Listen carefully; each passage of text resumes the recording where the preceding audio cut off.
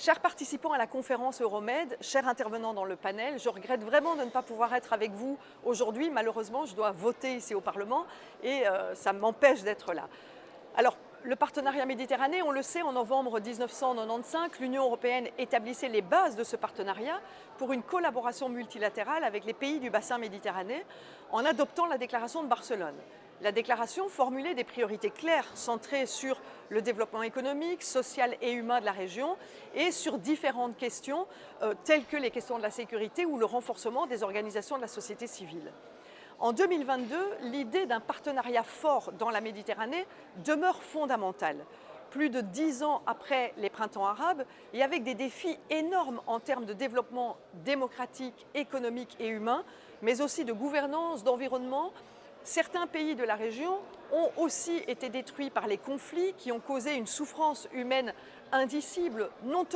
seulement dans les pays frappés par la guerre, mais aussi dans les pays qui ont accueilli des milliers de réfugiés. Et je pense au Liban qui a accueilli plus d'1 million de réfugiés, qui représentent un tiers de sa population. Ces constats ont mené l'Union européenne et ses voisins à développer un nouveau partenariat avec ce nouvel agenda pour la Méditerranée. Depuis 2011, les révolutions qui ont touché la Tunisie, l'Égypte, la Syrie, la Libye, mais aussi le Maroc et plus récemment l'Algérie ou le Liban, ont créé un espoir et ont vu une participation en masse de jeunes en quête de plus de liberté, mais aussi d'une meilleure gouvernance et d'une justice sociale. La force de ces mouvements a trop souvent été accompagnée par la volonté des régimes en place de les opprimer et de les éteindre. Aujourd'hui, des milliers de personnes risquent leur vie en fuyant des pays où les régimes violent massivement leurs droits, où les conditions socio-économiques sont épouvantables et où les conflits et les guerres rendent le choix de fuir la seule option pour espérer de sauver sa vie. Au Liban, pour la première fois, des jeunes sont jetés sur la voie de la migration clandestine. Les conséquences sont sous nos yeux, non seulement pour le nombre de personnes qui perdent leur vie dans la Méditerranée, mais aussi parce que le trafic de migrants continue d'être alimenté, ce qui ne fait qu'enrichir des réseaux mafieux et délinquants. Sans compter l'impact sur les communautés locales dans les pays de la région qui trouvent des obstacles énormes à leur développement socio-économique et qui ne l'auront pas pour des générations à venir. Un faible développement économique, couplé à une croissance démographique importante et des changements climatiques responsables de la désertification de certaines régions,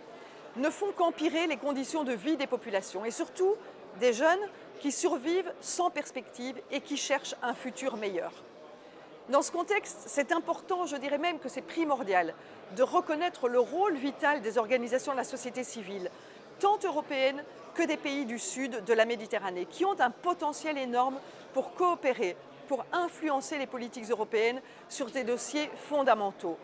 Et j'en prendrai quelques-uns: la promotion de la paix, les droits humains, la prévention des conflits et la sécurité, le renforcement des stratégies pour combattre la pauvreté qui passe par la reconnaissance des défis socio-économiques, du changement climatique et l'accès aux ressources pour toutes les populations de la région, mais aussi le plaidoyer en faveur de la promotion de politiques de migration qui soient basées sur le respect des droits humains des migrants et des réfugiés comme ancrés dans les traités internationaux, ainsi que le plaidoyer pour des politiques qui abordent les causes même des déplacements forcés et de la migration et l'engagement à soutenir les défenseurs des droits humains et les représentants de la société civile, surtout dans les pays où leur travail et leur activisme les met en danger.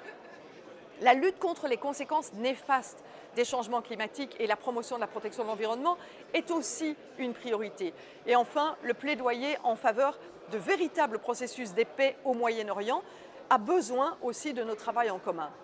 Certes, les ONG, les associations et leurs leaders, les défenseurs des droits humains, vivent et opèrent aujourd'hui dans un contexte extrêmement difficile. Les régimes en place ne font que restreindre l'espace civique et donc l'espace pour les organisations de la société civile de s'exprimer et de travailler. Et on ne peut et on ne doit pas oublier les défenseurs des droits de l'homme, les activistes qui subissent des harcèlements, des menaces, des intimidations, des arrestations arbitraires, des disparitions, mais aussi des assassinats.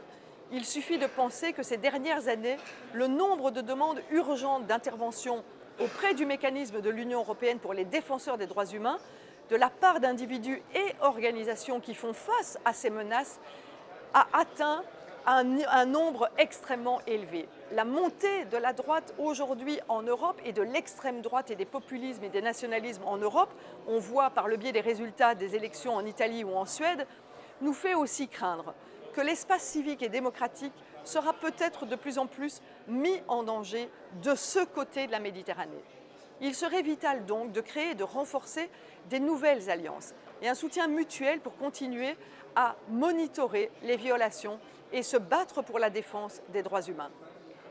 En ce qui concerne l'Union européenne, les députés européens qui continuent à mener des luttes politiques en faveur des droits humains restent engagés à pousser le Conseil pour que la relation de l'Union européenne avec les pays du voisinage sud soit fondée sur la défense et la protection des droits humains et sur la lutte contre la corruption et l'impunité. L'adoption du régime de sanctions en matière de droits de l'homme est un pas important pour les personnes et les organismes responsables de ces graves violations des droits de l'homme dans une région de la Méditerranée. Et le fait d'ajouter la question de la lutte contre la corruption est aussi une avancée importante. Et donc, nous voyons qu'il y a des évolutions. Elles demanderont des engagements de notre part, elles demanderont aussi des luttes de votre part, mais sachez que nous sommes ensemble pour les réaliser.